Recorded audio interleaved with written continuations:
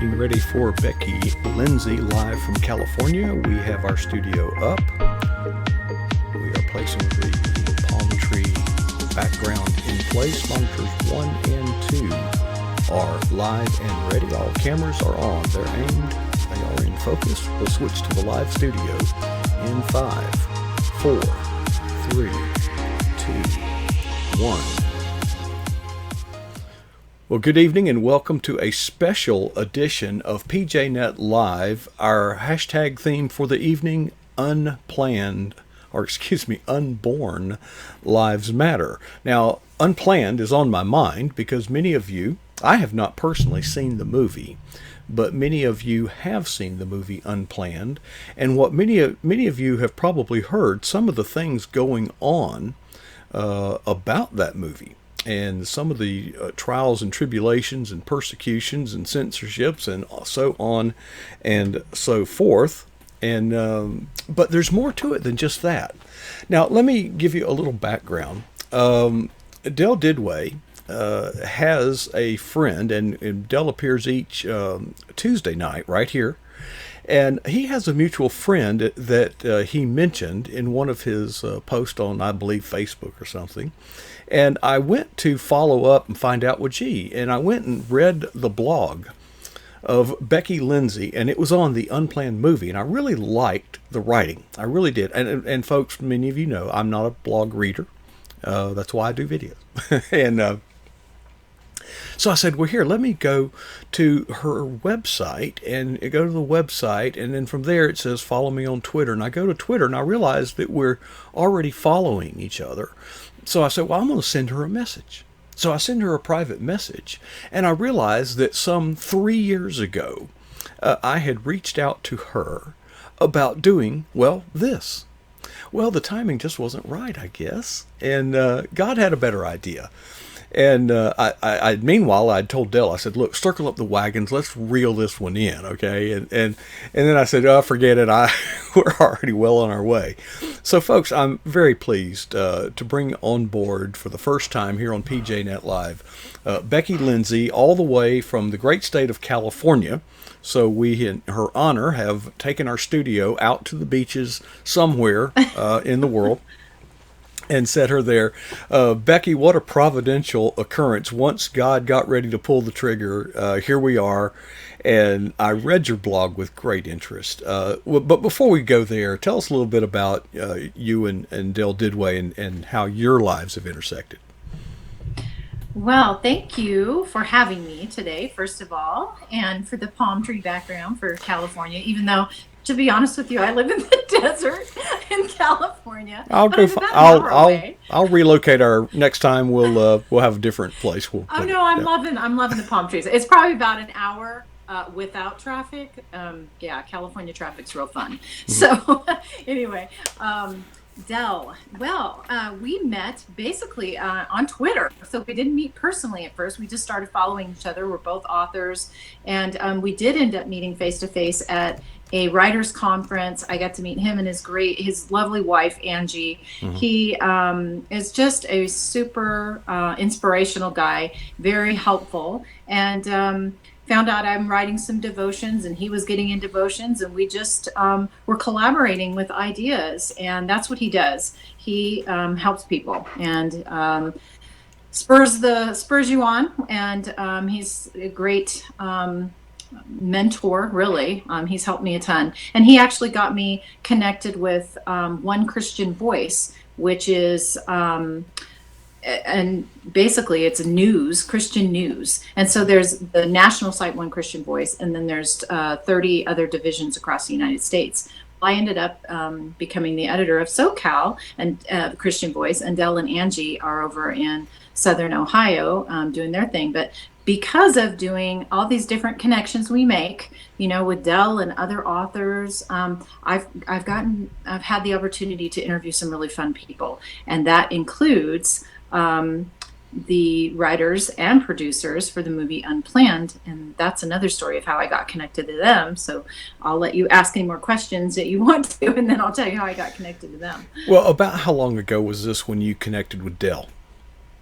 I would say it was probably around the same time that you and I connected on Twitter. I want to say 3 years ago, because we were both, Dell and I, right at the beginning of getting our books published, looking for agents, which, by the way, we ended up with the same agent who you interviewed on your show last night, Kyle. Mm-hmm. And both Dell and I were in Michelle Metlock Adams' classes at conferences. There were just so many things that connected us. So yeah, it was around, I would say maybe 3.5 years ago that we met and just started helping each other. Because that is how I believe, with Christian authors, we are on Team Jesus. Mm-hmm. You are going to reach somebody that I'm not going to reach, mm-hmm. or not just authors, but any of us within the body of Christ. We all have our job to do, but we need to help each other because we all have a message, and it's a message of hope.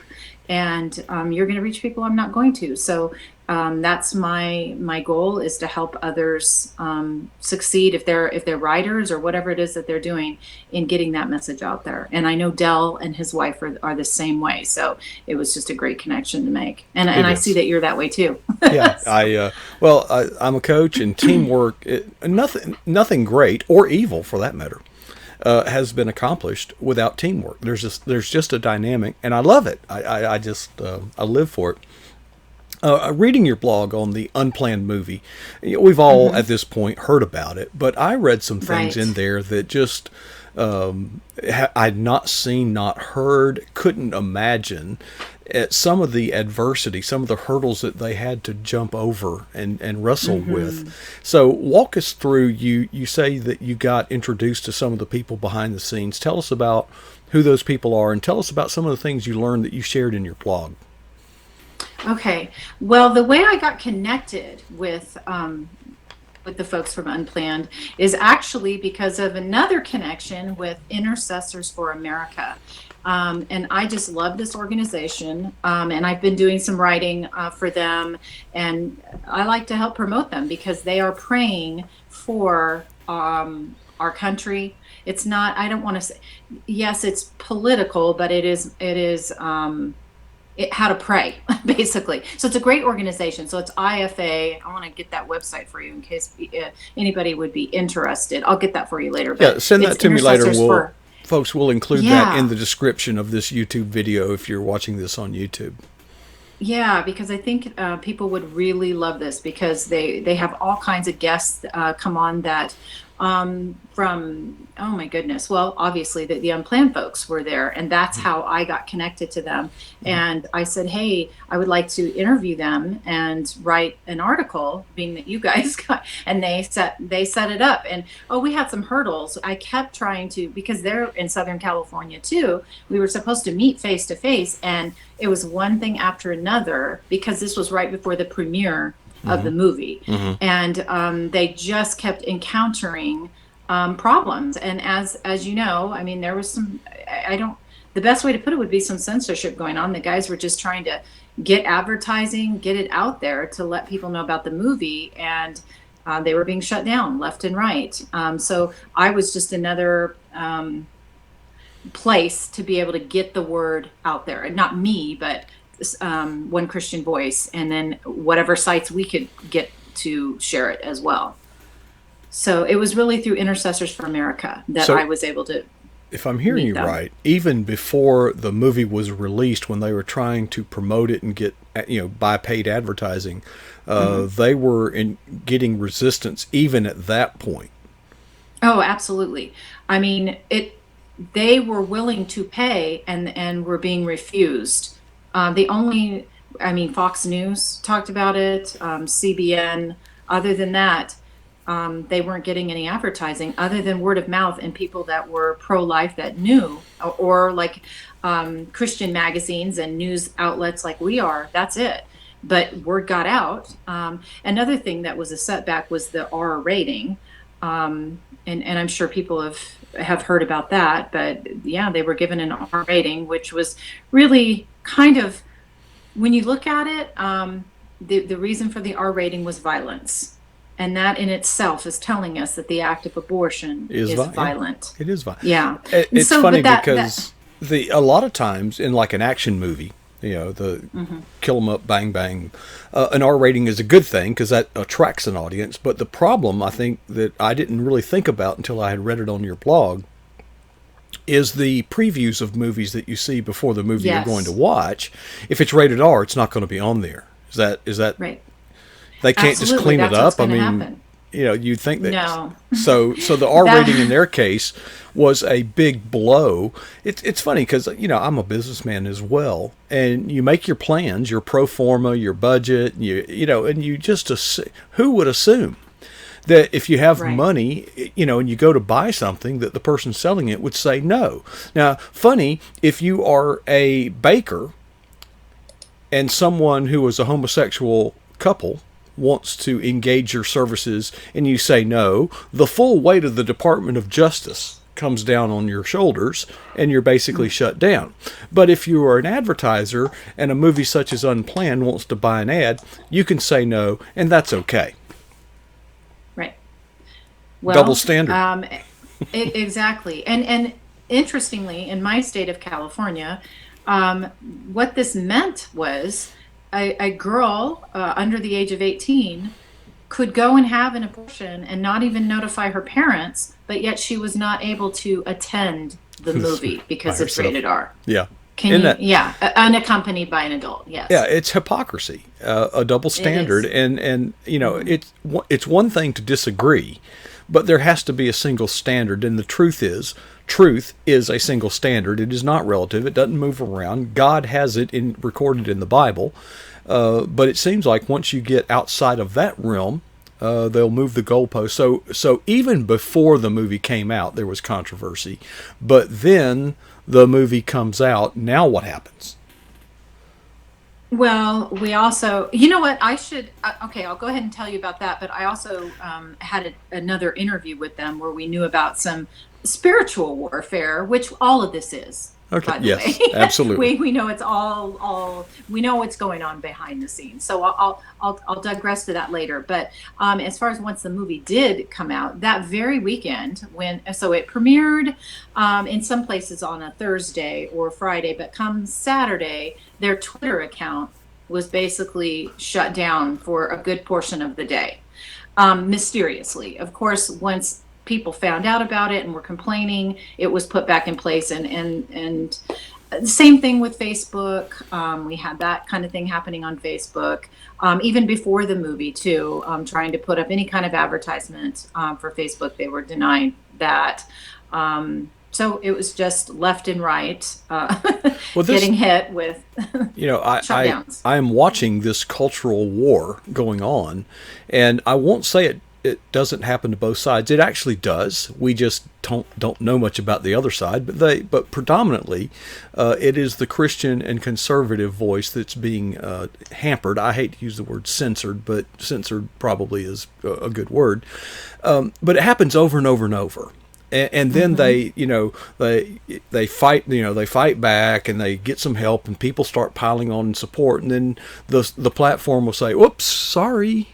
And that's the end of it. And I thought, what if I went into Walmart and took something out into the parking lot and the security chased me and caught me in the parking lot, and I'd say, "Oops, sorry," and hand them back the product? Would that be okay? No. I would go to jail. Right. Again, there's a double standard. They seem to be saying, "Oops, I'm sorry," but it happens over and over and over. And when I get someone who apologizes in a serial manner like that, I say, "No, you're not." And that usually gets a reaction. I'll say, if you were truly sorry, you would change the way you behave. Right. And so it's hard I try to give any benefit of the doubt when I question something, but there's getting to be very little doubt to give them the benefit of. I agree. I mean, we're seeing it. I mean, I've personally experienced it with my own books, because they are faith-based and I do deal with the subject of abortion. I've had that happen too. And I know Dell, who we were mentioning before, their Facebook account has been shut down.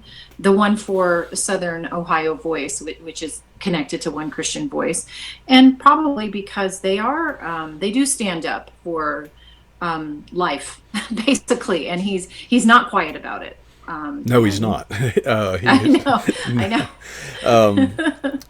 And this is I sometimes punctuate my correspondence with full armor, and I'll share the story. I like Ephesians 6, 10 through 18 or 19, wherever you want to end it, to the point that every day when my daughter was like 4 years old, that would be our daily devotion. And when she was 4 years old, she could recite Ephesians 6, 10 through 18 verbatim. Oh, wow.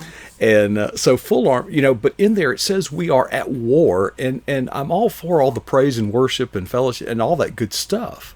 But the fact of the matter is we are at war, and these stories that you have already told and some that you're going to share in a few minutes simply are manifestations of battles that are going on among principalities. We are actors on the stage, but the real puppeteers, are the forces in that realm above us and below us. Yeah. So, okay, so they're having trouble with the social media platforms. Oops, sorry. Got rated R somehow. Oops.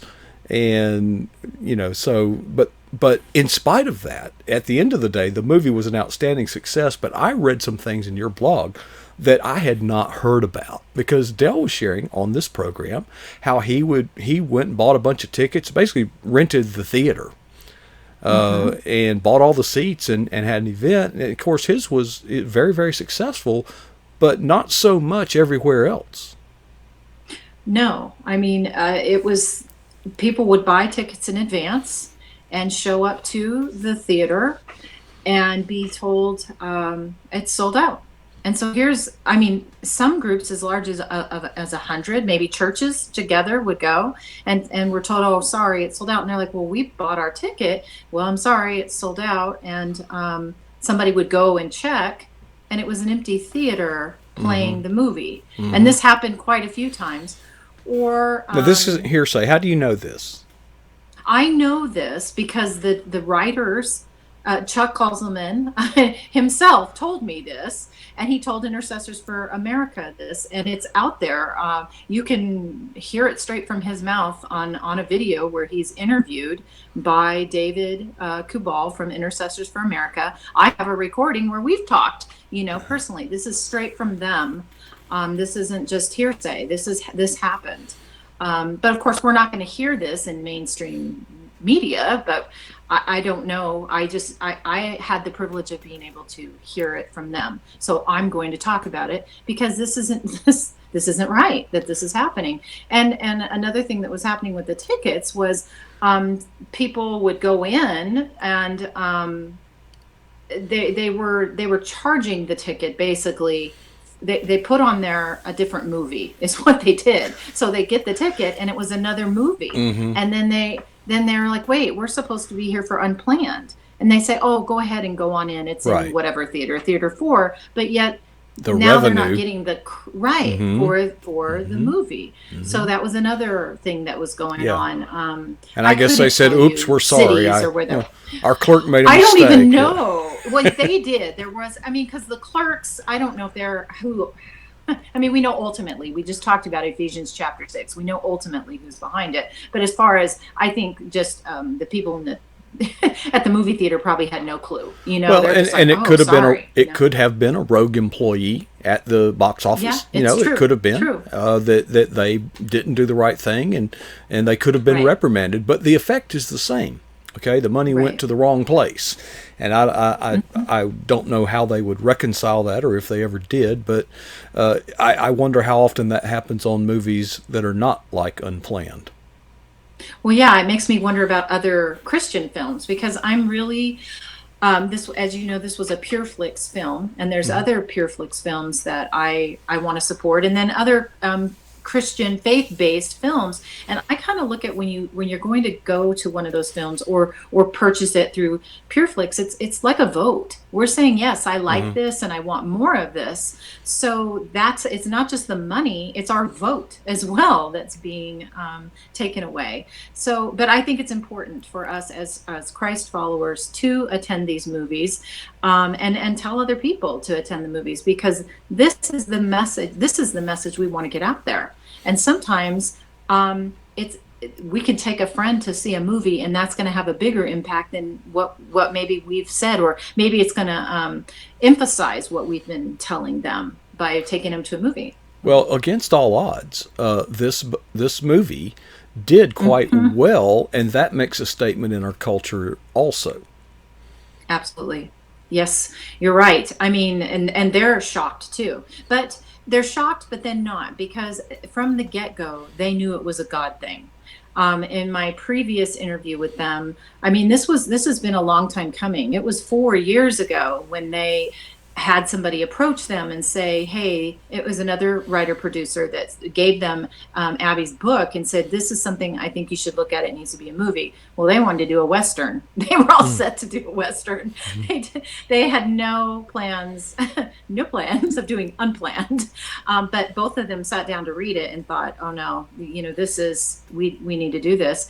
And they were ready. They were gung-ho ready to do it, but God told them, no, you have to wait. And so they did, and they went on doing what they do. They write and produce movies, of faith-based movies. But when it was time, it's just interesting the way it all works out. It probably would not have this. It was right after when things were. When the movie was to premiere in March, but it was shortly when all of the advertising came out, was after everything happened in New York with Cuomo, and oh my gosh, that was Mm-hmm. and having a pro-life president. I mean, all of these things were in place for Mm-hmm. a reason. Yeah. God knew what he was doing, as he always does. Right. The landscape was very well prepared. Yes. The hand of God is well. If you see it through the lens of a Christ believer, you see these things in a little bit better focus. Your acuity is much better. Speaking of supporting, our Christian brothers and sisters in the marketplace, tell us Mm-hmm. about your blog. How do people find more about you? How do they read your? Tell us. Do a commercial for yourself. Oh gosh. Well, okay. So I do have a website. It's BeckyLindsey.com, and that's where my blog is. And it's spelled like that, right over there. It's Yes, on the it's screen. IE. Yes, Mm-hmm. my mom was so clever with giving me that IE. And so it's Becky Lindsey, just BeckyLindsey.com. And there is a blog there, and then you can also find my books. I've written a series of books, still working on books. Two that are published right now. It's the Beauties from Ashes series, and it is geared towards young adult girls, but all kinds of people read these books. And we're dealing with some tough issues. One of them being abortion, and abuse, and spiritual warfare. And they're faith-based books, but they're, hopefully, I feel they're written in a way that they're not cheesy and preachy, and to reach unchurched as well as churched people. And it's been my honor and pleasure to do this. The feedback is amazing, to talk to somebody that has been abused and never told anybody, or somebody that's getting help, somebody that isn't going to have an abortion because of what they've read. That's amazing. There's just no amount of money you can put on something like that. So I've written those books. Book 3 is coming out in July. I've also co-written a Bible study devotional with people that know much more about the Bible than I do.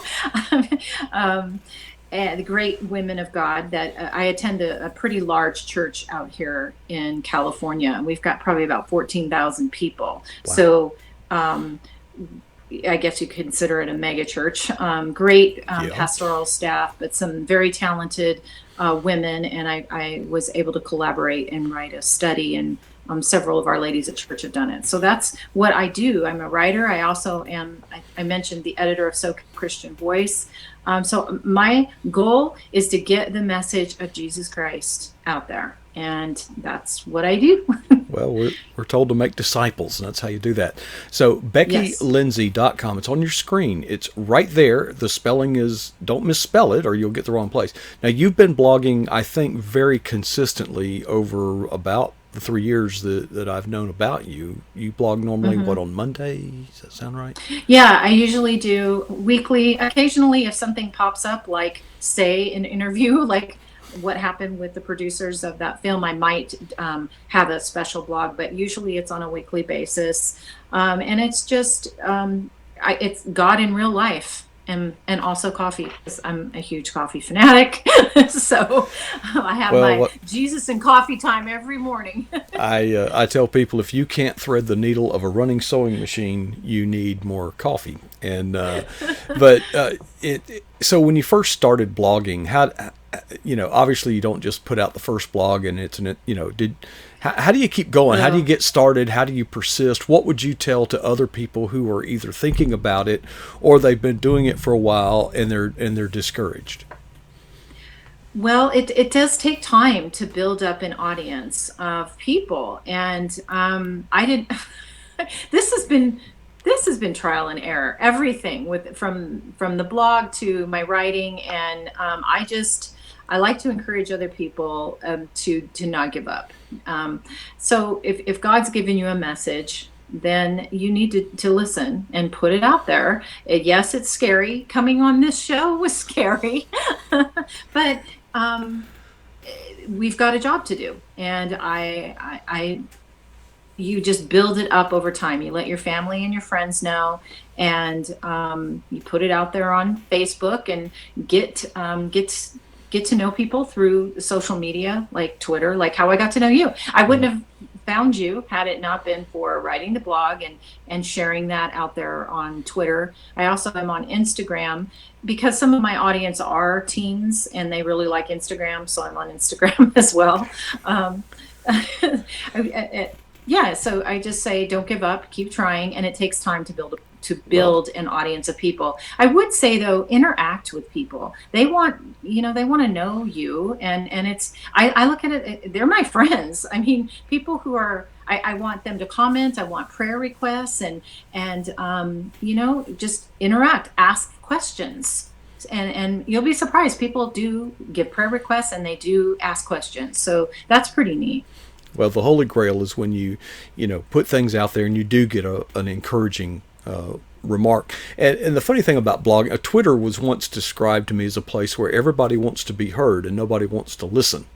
And that was pretty profound. And I think, people that are, if you're trying to take that next step in your spiritual walk, and maybe you're thinking about doing a blog, one thing that I look for, even though I don't read blogs, okay, I'm not a reader type of person, but what I'm looking for when I'm doing what I call recon on somebody is it regular? When's the last time they posted? They put on their bio, go here. You go to their blog, and their last post was a year and a half ago. Well, yeah. It would have been better to me not go there. I've been told, and I think it's got some merit. Blog with some regularity. Yes, and consistency. I agree. And you build a community of people, and they actually do want to hear from you, and in turn, if they're also other bloggers or other Christian bloggers, and so we kind of will guest blog on each other's blogs. We'll help promote what other writing they're doing. I like to write book reviews and tell people about other Christian authors on my blog as well. And as you saw, I wrote about Unplanned because that's something I want all of us to know about, the Christian community to know. Sometimes I will use articles from, SoCal Voice and put it on the blog, ones that I think that readers would be interested in. Well, an easy thing to do. Like I said, we all want to be heard. If we have a message we feel that God's laid on our heart, if you're courageous enough to share it, but people, then you want everybody to read it. You want to get those comments. Well, this is real simple, folks. Here's something you can do to encourage someone else. Just comment on their blog. Don't comment, exactly. Hey, I got a blog. Hey, look at me. I got a blog too. Want to go over here? No, just offer a sincere word of praise and say, thank you for sharing that. It has had an impact in some way. That is a free gift that is the lifeblood of a blogger. That might be the encouragement that you don't know. You don't know what they're going through. Offer a sincere word of praise and encouragement to your brothers and sisters in Christ. It won't cost you anything. It's an easy thing to do. And I think if we all did that and encourage one another, by the way, we're told to do that by God. So maybe we should. But even if we weren't, okay, it's a good idea because we need each other. You know, we can help each other. We all have different skills, different talents, different gifts, different resources, different centers and spheres of influence. So let's work together as a team, and together we can get a whole lot more done than all of us could individually. So, Becky, I tell you, I have. Well, one, thank you. Gosh, you know, I know this isn't the easiest thing in the world to do. Most people are just scared to death. You have done so well, and folks, you all don't know what happens off camera. But when I'm glad they don't. Becky and I were well, they're about to find out. When Becky and I were talking earlier, you know, I said, you know, it just so happens that I don't have a live guest tonight. I said, if we don't do it tonight, it'll be a week from now. And of course, immediately, well, you know, a week sounds good. I can get rid. And then I said, it won't be any less difficult a week from now than it'll be tonight. Well, I went in, grabbed something. My wife had just fixed a really, really, really nice dinner, and I got a shower and came back and read, let's go for it. Let's do it tonight. So I'm proud of you, Becky. It's been a real pleasure and an honor. Thank you for your ministry. Thank you for the discipleship and the words that go onto those pages of your blog. But more importantly, thank you for all the relationships that God has orchestrated and intersected the lives of various people. And I just praise God that He has allowed our paths to cross, and I hope that we'll get an opportunity to share again. Thank you. It's been an honor. And you can read more about the backstory by going to my blog or on SoCal Voice. There's a couple of articles on the Unplanned movies, because there was some really neat behind the scenes things that happened. They had a huge prayer team that, well, we know when you were talking about the armor of God, and you were saying if you ended at verse 18 or 19, well, we know one of the pieces is prayer. Prayer is very, very powerful, and they will give all the glory and credit to God and the power of prayer for this movie. Folks, I challenge myself and I challenge each of you. Let's offer up a prayer when we don't need anything. Let's just offer a random word of prayer for a brother or sister in Christ, and we'll compare notes on it when we assemble back together. Becky, thanks for your time tonight. I know it's still early out there on the West Coast, but it's just great that I don't know, it's not magic, but it amazes me that we ordinary people have the ability now to literally span the entire width of this country. And it's like we're sitting down together in the same room having a conversation. So thank you so much for sharing, and we'll look forward to doing it again sometime.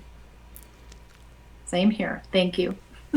All right. Well, folks, I don't know about you, but that was very uplifting to me, and I know it was to you. And I hope I will be posting some of the links that she made reference to in the YouTube version of this that will be ready in a couple of hours. And thank you for joining in on PJNet Live. I also just got word we'll have a special guest tomorrow night when we normally don't. And it is a young man in Florida that has been sober for 1,999 days today. And he will be sharing his story then, and I'm looking forward to that. I just spoke with him on the phone. And folks, we are here to proclaim the gospel. We are here to tell your story and have you share your story, your walk with Christ, because you do have one. Let's share it. And until next time, thank you for joining in. We'll get back to our regular programming right here on PJNet Live.